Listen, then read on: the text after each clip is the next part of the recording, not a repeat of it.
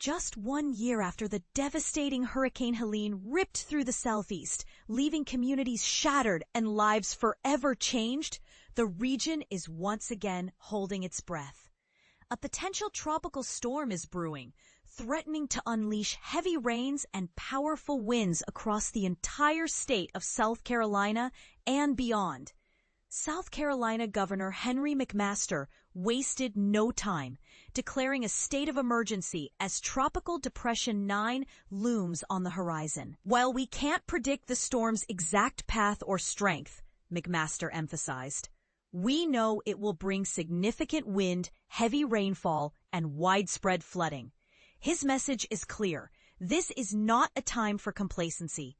We've been through this before, he reminded residents, urging them to heed official forecasts and begin preparations immediately. The storm, currently lingering over the Caribbean, is expected to intensify into a tropical storm over the weekend, impacting eastern Cuba, Jamaica, the Bahamas, and Hispaniola before potentially making landfall in the U.S. early next week.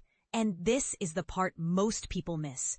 The National Hurricane Center, NHC, warns that the storm could significantly strengthen before reaching the southeast, potentially reaching hurricane intensity. There's a real threat of heavy rainfall from coastal Georgia through the Carolinas and into the southern mid-Atlantic states, leading to flash flooding, urban flooding, and river flooding, the NHC cautioned in a recent update. While the Southeast has been relatively spared from the brunt of this year's Atlantic hurricane season so far, the memory of Hurricane Helene's devastation remains fresh.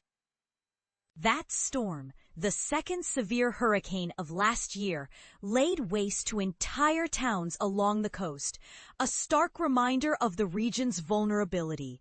But here's where it gets controversial. While hurricanes like Gabrielle and Umberto have formed over the ocean, they haven't posed a direct threat to the U.S. mainland. However, the increasing severity of hurricanes, fueled by climate change and rising ocean temperatures, is undeniable. Stronger storms mean more severe flooding, greater infrastructure damage, and a higher risk of loss of life. Hurricane Katrina in 2005, which ravaged New Orleans and the Gulf region, served as a wake-up call, prompting efforts to better understand these powerful storms and improve preparedness. As the Southeast braces for this latest potential threat, one question lingers.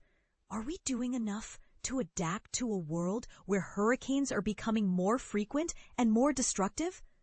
What steps should communities take to become more resilient in the face of these growing climate challenges? Let's continue the conversation in the comments below.